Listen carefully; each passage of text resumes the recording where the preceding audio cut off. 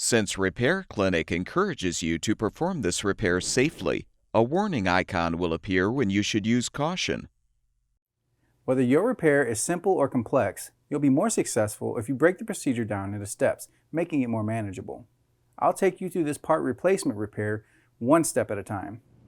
To replace the exhaust duct in your GE dryer, you will need a drill driver with the 1/4-inch bit. Before you begin the procedure, unplug the power to the appliance. Loosen the clamp or unthread the screw holding the ductwork to the appliance.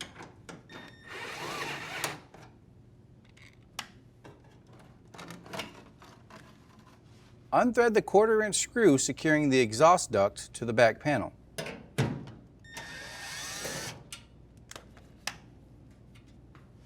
Pull out the old exhaust duct.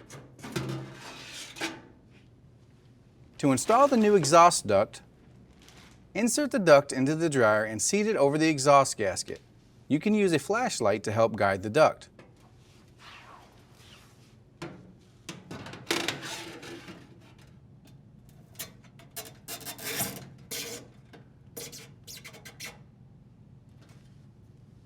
Rethread the screw to secure the duct to the back panel. Tighten the clamp or rethread the screw to secure the ductwork to the appliance.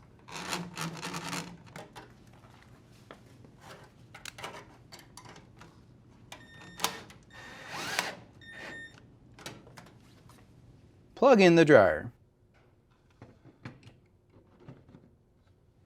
And your dryer should be ready for use.